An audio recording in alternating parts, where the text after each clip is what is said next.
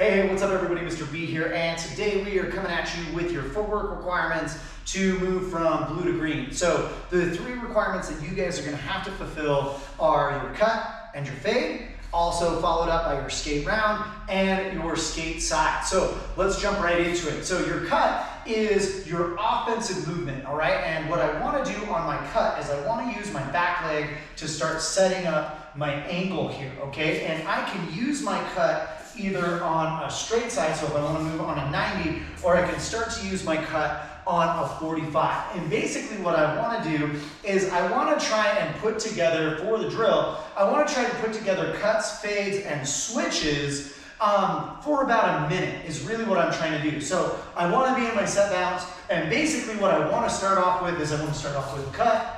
Boom, I want to start off with a fade, maybe I'll fade again, okay? I'll cut, and I didn't properly explain the fade, so let's talk about that. Your fade is going to be where your front foot propels you backwards, and again, it can propel you on a nice 180 degree line here, or you can start to use it to advance around your opponent. And so your cut is your offensive movement, your fade is your defensive movement, getting away. The goal is to try and avoid crossing your front step or crossing your back step, setting up a blitz for them to just move on that straight line and you don't have anything but your D side, okay? So the goal here, like I said, for the drill is to set it for a minute and cut, fade, fade, maybe I'll cut twice, boom, maybe I'll cut on a 45, reset, fade. So you basically want to use this almost like a shadow box drill, okay? So when I'm working this drill, I just have it in my head, boom, cut,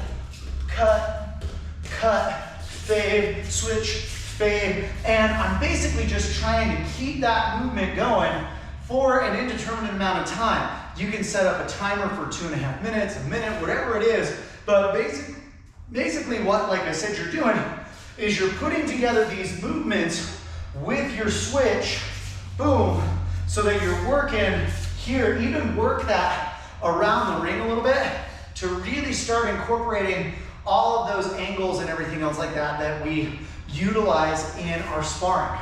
Now, the next thing that we're gonna work on is our skate round, okay? Now, when we skate, and I like to do this one sideways, okay, the best thing to start off with, like working your skate, is to pull your knee up and pull your back foot across. So what happens to a lot of us is we make it a 3-step. 1, 2, and then we kick like this. I don't want you to do 3, I want you to do 1, okay? Or as we get a little better, you'll start to see it 1, 2. All right, so what I want you guys to do is try and narrow that down to one movement as much as possible. And one of the best ways to practice is to just lift that knee. Lift that knee and push off of that back leg. So right here, I'm working my fold for my skate round, and then same drill, but I work into my chamber, okay? So when I'm doing my skate round, I'm just trying to get to my opponent. I'm not trying to necessarily score here. Maybe I want to draw their hands away, but what I'm really trying to do is I'm trying to keep their hands pinned here in their guard position like so. So then I can either climb up to the head, or maybe if their backhand is carried a little bit low, I can penetrate a little bit deeper and put my roundhouse on the chest. But basically what I want to start doing is I want to move from my fold into a kick, into a double, and then eventually into a triple, all right? And I'm trying to press and move all 3 times. And again, I want to use that skate to be able to keep the pressure on my fighter, okay? So that is your skate round. Same thing with your skate side. You want to start with your skate chamber, knee to elbow, okay? Pushing that back foot. Now with the side kick, I like to add a pause before I kick. When I roundhouse, boom, I'm just trying to get there really, really fast. Maybe this fighter is sped up really, really quick, but when I'm doing my skate side, this is a really good way to start working your chamber to set up a skate hook or a skate axe or any number of other kicks. You've heard me talk about keeping that chamber as flat as possible.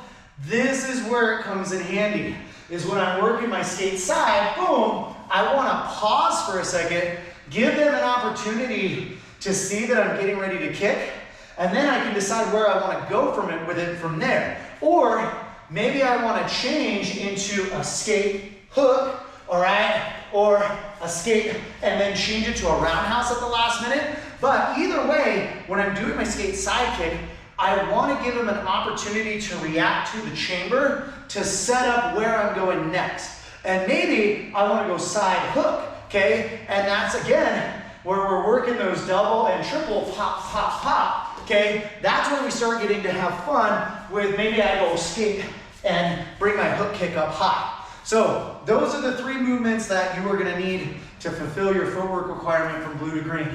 Your cut, your fade, the skate round, and then finally the skate side. All right, guys, hope this helps out. Until next time, train hard, fight fast, score first. Outside.